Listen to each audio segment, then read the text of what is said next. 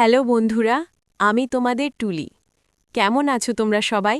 আশা করি খুব ভালো আছো। আজ আমি আমার জীবনের এমন এক গোপন ডায়েরির পাতা খুলতে যাচ্ছি, যা শুনলে হয়তো তোমাদের অনেকেরই লোম খাড়া হয়ে যাবে। এটা শুধু একটা গল্প নয়, এটা একটা ভুল, একটা মোহ আর একটা গোপন সমঝোতার ইতিহাস। আমার এই গল্পটি যদি তোমাদের মনের গভীরে একটুও নাড়া দিতে পারে, তবে অনুরোধ রইল আমাদের চ্যানেলটি সাবস্ক্রাইব করে পাশের বেল আইকনটি বাজিয়ে দেওয়ার জন্য। তাহলে চলো আর দেরি না করে ঢুকে পড়ি আমার সেই গোপন অতীতে। আমার নাম তুলি, বয়স ২৬, দেখতে শুনতে বেশ ভালোই, গায়ের রং ফর্সা আর স্বাস্থ্যের দিক থেকেও বেশ ভরাডবি। আমার স্বামী রাশেদও পেশায় একজন ইঞ্জিনিয়ার। আমাদের সংসারটা খুব ছোট, কিন্তু রাশেদ কাজের চাপে আমাকে খুব একটা সময় দিতে পারে না। ও মানুষ হিসেবে ভালো, কিন্তু একটা মেয়ে তার স্বামীর কাছে যেটুকু আদর বা পাগলামি আশা করে, রাশেদের মধ্যে সেটার বড্ড অভাব। ও খুব মেপে মেপে চলা মানুষ। ঘটনার শুরু মাস ৬ আগে। রাশেদের এক দুঃসম্পর্কের ভাই, নাম আকাশ, ঢাকায় এলো কোচিং করতে। আমাদের বাসাতেই উঠবে। আমি প্রথমে একটু অস্বস্তিতে ছিলাম, কারণ বাসায় আমরা দুজন ছাড়া কেউ থাকি না। তার মধ্যে একটা ধারে ছেলে এসে থাকবে, কেমন একটা লাগবে না? কিন্তু রাশেদ বলল, আরে ও তো ছোট ভাইয়ের মতো, তাছাড়া ও খুব শান্তশিষ্ট, তোমার কোনো অসুবিধা হবে না। আকাশের বয়স ২৩-২৪ হবে, কিন্তু ওকে দেখলে মনে হয় না ও ভার্সিটি শেষ করেছে। জিম করা শরীর, লম্বা চওড়া আর চোখের চাউনিটা বড্ড ধারালো। প্রথম দিন যখন ও আমাকে ভাবি বলে ডাকল, ওর গলার ভারী আওয়াজটা আমার বুকের ভেতর কেমন যেন একটা ধাক্কা দিল। আমি নিজেকে সামলে নিয়ে ওকে ঘর দেখিয়ে দিলাম। প্রথম ১ মাস সবকিছু স্বাভাবিকই ছিল। আকাশ নিজের পড়াশোনা নিয়ে থাকত, আর আমি আমার সংসার নিয়ে। কিন্তু আমি খেয়াল করতাম, আমি যখন ঘর ঝাড়ু দিতাম কিংবা সোফায় বসে টিভি দেখতাম, আকাশ আর চোখে আমার দিকে তাকিয়ে থাকত।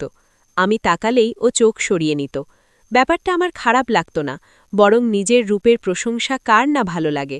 রাশেদ তো আমার দিকে ভালো করে তাকিয়েও দেখে না, সেখানে একটা কম বয়সী ছেলের এই মুগ্ধ দৃষ্টি আমার ভেতরে সুপ্ত থাকা নারী সত্তাটাকে জাগিয়ে দিচ্ছিল। ঘটনা মোড় নিল এক বৃষ্টি ভেজা দুপুরে। রাশেদ অফিসের ট্যুরে ঢাকার বাইরে, বাসায় আমি আর আকাশ। আকাশ তখন গোসল সেরে লুঙ্গি আর স্যান্ডো গেঞ্জি পরে বারান্দায় বৃষ্টি দেখছিল। আমি রান্নাঘরে ছিলাম, কিন্তু কেন জানি নিজেকে আটকাতে পারলাম না। চা করে ওর জন্য বারান্দায় গেলাম। বৃষ্টির ছাঁট আসছিল, তাই আমি শাড়ির আঁচলটা একটু ভালো করে জড়িয়ে নিলাম। কিন্তু বাতাসের ঝাপটায় আমার ভেজা শাড়িটা শরীরের সাথে লেপ্টে ছিল। আমি চায়ের কাপটা বাড়িয়ে দিয়ে বললাম, চা নাও। আকাশ আমার দিকে ফিরল। ওর চোখে তখন অন্যরকম এক নেশা। ও চায়ের কাপটা নিতে গিয়ে ইচ্ছে করেই কিনা জানি না, আমার আঙুলগুলো আলতো করে ছুঁয়ে দিল। আমার শরীরের ভেতর দিয়ে যেন একটা বিদ্যুতের ঢেউ খেলে গেল। আমি হাতটা সরাতে গেলাম, কিন্তু ও আমার হাতটা ছাড়ল না। ও ফিসফিস করে বলল, ভাবি, তুমি আজ বড্ড সুন্দর লাগছ। বৃষ্টির দিনে তোমাকে দেখলে নিজেকে ঠিক রাখা দায়। আমি একটু রেগে যাওয়ার ভান করে বললাম, এসব কি কথা আকাশ, হাত ছাড়ো, ভাইয়া জানলে কিন্তু খুব খারাপ হবে। আকাশ এবার একটু বাঁকা হাসল, বলল, ভাইয়া তো জানবে না যদি না তুমি বলো, আর তুমিও তো চাও না যে আমি ভাইয়াকে ওই কথাটা বলে দিই। আমি অবাক হয়ে তাকালাম, কোন কথা? আকাশ পকেট থেকে ওর ফোনটা বের করল, গ্যালারি ওপেন করে একটা ভিডিও দেখালো। আমার পায়ের নিচ থেকে মাটি সরে নাল। ভিডিওটা ২ দিন আগের। আমি দুপুরে গোসলের পর আমার বেডরুমে দরজা না লাগিয়েই ড্রেসিং টেবিলের সামনে শাড়ি পাল্টাচ্ছিলাম। আমি একদমই খেয়াল করিনি যে দরজাটা একটু ফাঁক করা ছিল। আকাশ কখন সেটা ভিডিও করেছে আমি টেরই পাইনি। ভিডিওতে আমার শরীরের অনেক গোপন ভাঁজ স্পষ্ট। আমি ভয়ে কাঁপতে লাগলাম। বললাম, আকাশ, তুমি এটা কি করেছ? ডিলিট করো প্লিজ। ছি, তুমি এত নিচু মনের। আকাশ আমার কাছে এগিয়ে এলো, আমার কানের কাছে মুখ এনে বলল, ডিলিট তো করবই ভাবি, আমি তো তোমার ক্ষতি চাই না, কিন্তু তার বদলে আমাকেও তো একটু খুশি করতে হবে। এই যে দিনের পর দিন তোমাকে দেখি, আমার কি ইচ্ছে করে না তোমায় একটু আদর করতে? আমি দেয়ালের সাথে পিঠ ঠেকিয়ে দাঁড়িয়েছিলাম। আমার বুকের ভেতর তখন ধরফরানি তুঙ্গে। একদিকে ভয়, অন্যদিকে আকাশের ওই পৌরুষ দীপ্ত শরীরের ঘ্রাণ আর ওর গরম নিঃশ্বাস আমাকে কেমন যেন অবশ করে দিচ্ছিল। রাশেদ আমাকে গত ৩ মাসেও একবার স্পর্শ করেনি, আর আজ আকাশ আমাকে এভাবে কোণঠাসা করে ফেলেছে। আমি কাঁপা কাঁপা গলায় বললাম, কি চাও তুমি? আকাশ আমার কোমরের কাছে হাত রাখল। ওর হাতের স্পর্শে আমার শরীরটা শিউরে উঠল। ও বলল, আজকের এই বৃষ্টি ভেজা দুপুরটা শুধু আমার আর তোমার হোক। ভাইয়া ফিরবে ৩ দিন। এই ৩ দিন তুমি আমাকে সেই আদরটা দেবে যেটা তুমি ভাইয়াকে দাও। ব্যাস, তারপর আমি ভিডিও ডিলিট করে দেব। এটা পরিষ্কার ব্ল্যাকমেল। কিন্তু অদ্ভুত ব্যাপার হলো, আমি যত ভয় পাচ্ছিলাম তার চেয়ে বেশি এক নিষিদ্ধ উত্তেজনায় কুঁকড়ে যাচ্ছিলাম। আমার মনে হলো, আমি তো এটাই চেয়েছিলাম, কেউ আমাকে পাগল করে দিক, কেউ আমাকে জোর করে নিজের করে নিক। আমি কোনো উত্তর দিলাম না, শুধু চোখ বন্ধ করে নিলাম। আকাশ সেটাকে সম্মতি হিসাবে ধরে নিল। ও আমার ভেজা চুলের ভেতর হাত ডুবিয়ে দিল। ওর ঠোঁট যখন আমার গলার কাছে নামল, আমি অস্ফুট একটা শব্দ করলাম। ওর শরীরের দিকে তাকিয়ে থাকার সময় আমার শরীরে কি যেন এক উত্তেজনার সৃষ্টি হলো। আমি নিজের ওপর আয়ত্ত হারিয়ে ওর কোমরে হাত দিয়ে ওকে আমার শরীরের সাথে চেপে ধরলাম। তারপর ওর চড়া বুকে মাথা রেখে আমি অনুভব করলাম ওর হৃদস্পন্দন।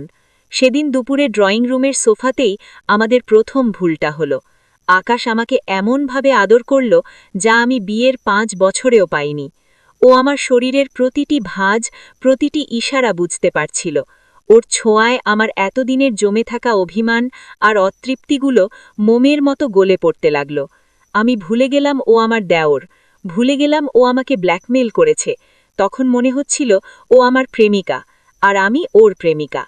বিকেল গড়িয়ে সন্ধ্যা হলো।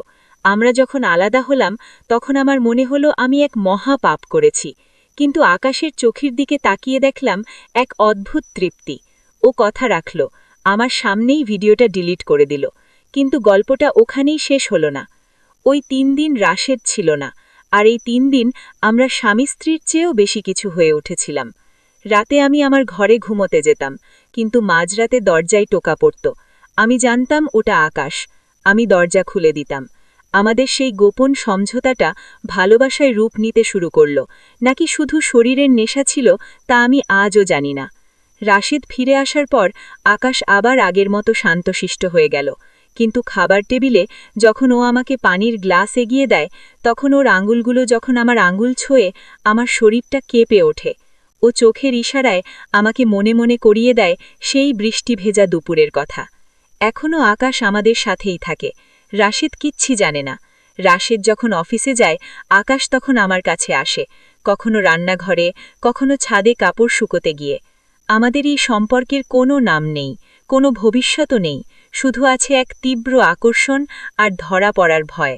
আমি জানি আমি ভুল করছি, কিন্তু এই ভুলের মাঝে যে সুখ আমি পেয়েছি তা ছাড়া সাধ্য আমার নেই। আপনারাই বলুন, আমি কি খুব খারাপ, নাকি পরিস্থিতির শিকার?